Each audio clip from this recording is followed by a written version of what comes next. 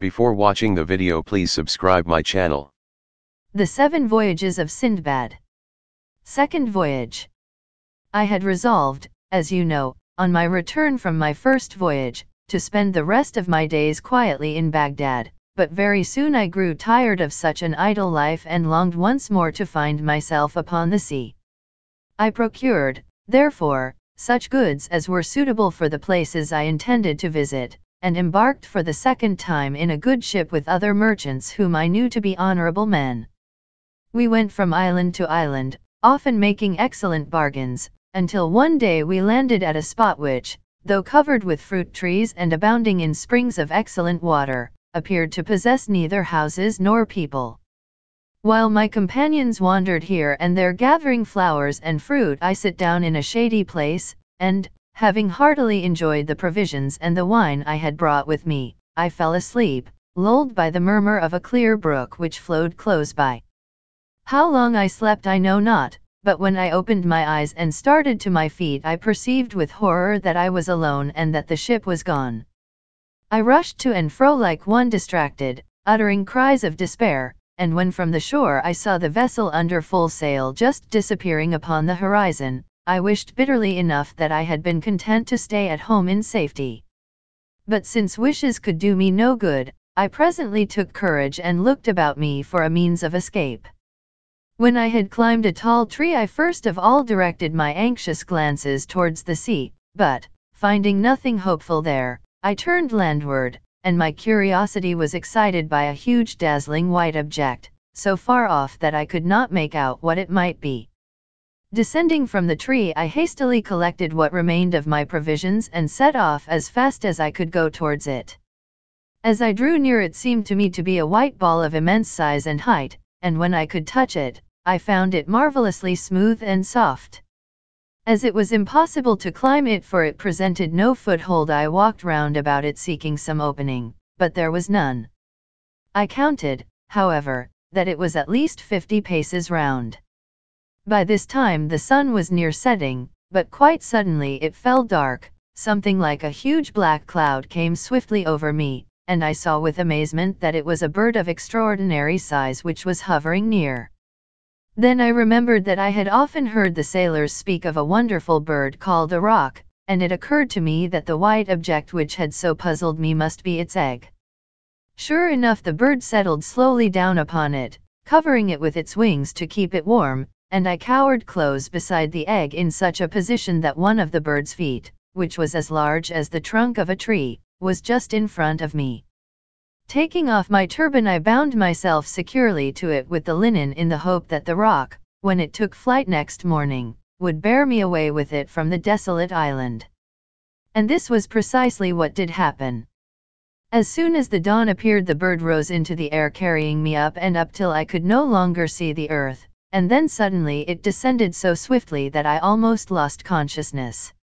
When I became aware that the roc had settled and that I was once again upon solid ground, I hastily unbound my turban from its foot and freed myself, and that not a moment too soon, for the bird, pouncing upon a huge snake, killed it with a few blows from its powerful beak, and seizing it rose up into the air once more and soon disappeared from my view. When I had looked about me, I began to doubt if I had gained anything by quitting the desolate island. The valley in which I found myself was deep and narrow, and surrounded by mountains which towered into the clouds, and were so steep and rocky that there was no way of climbing up their sides. As I wandered about, seeking anxiously for some means of escaping from this trap, I observed that the ground was strewed with diamonds, some of them of an astonishing size. This sight gave me great pleasure, but my delight was speedily dampened when I saw also numbers of horrible snakes so long and so large that the smallest of them could have swallowed an elephant with ease. Fortunately for me, they seemed to hide in caverns of the rocks by day, and only came out by night, probably because of their enemy the roc. All day long I wandered up and down the valley, and when it grew dusk I crept into a little cave, and having blocked up the entrance to it with a stone, I ate part of my little store of food and lay down to sleep, but all through the night the serpents crawled to and fro, hissing horribly, so that I could scarcely close my eyes for terror.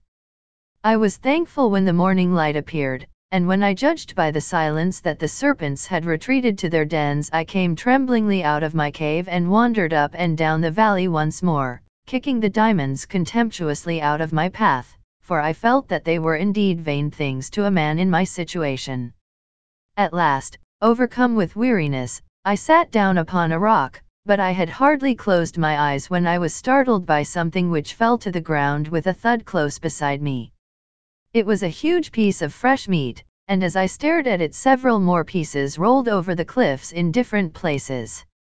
I had always thought that the stories the sailors told of the famous Valley of Diamonds, and of the cunning way which some merchants had devised for getting at the precious stones, were mere travelers' tales invented to give pleasure to the hearers, but now I perceived that they were surely true. These merchants came to the valley at the time when the eagles, which keep their eyries in the rocks, had hatched their young. The merchants then threw great lumps of meat into the valley.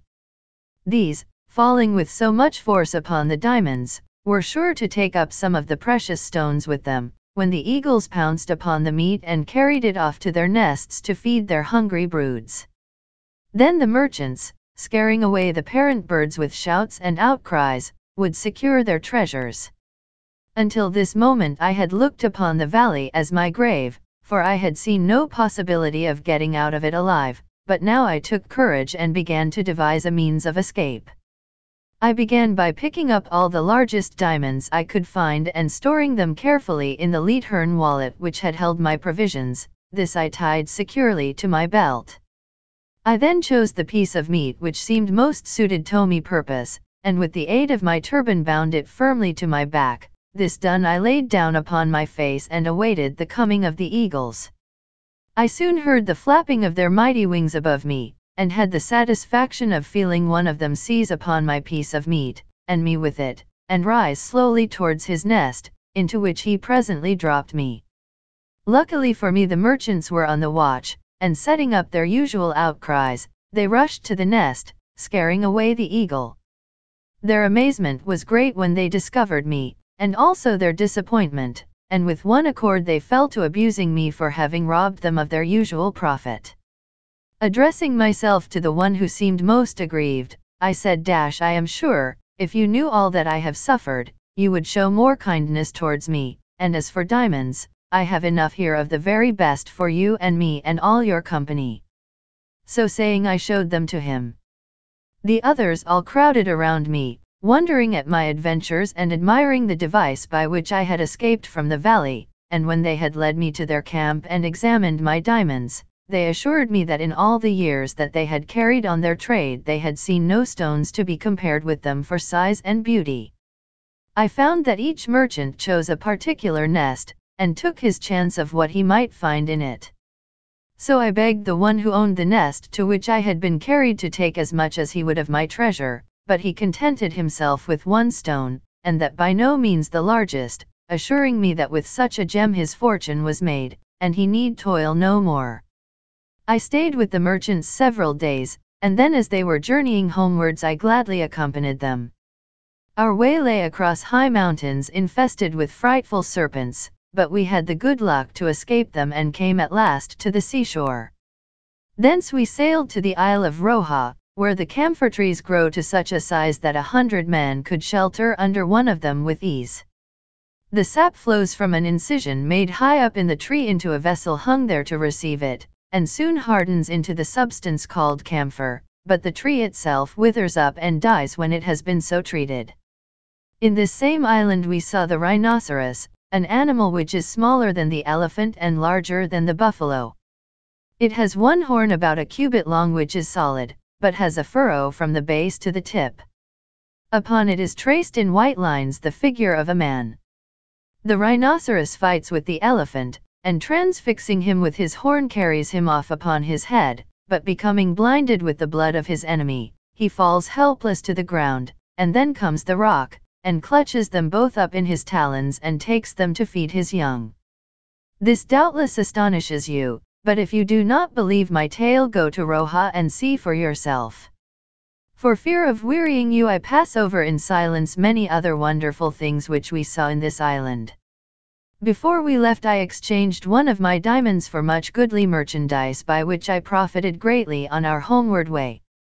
At last we reached Balsara, whence I hastened to Baghdad, where my first action was to bestow large sums of money upon the poor, after which I settled down to enjoy tranquilly the riches I had gained with so much toil and pain. Having thus related the adventures of his second voyage, Sindbad again bestowed 100 sequins upon Hindbad, inviting him to come again on the following day and hear how he fared upon his third voyage.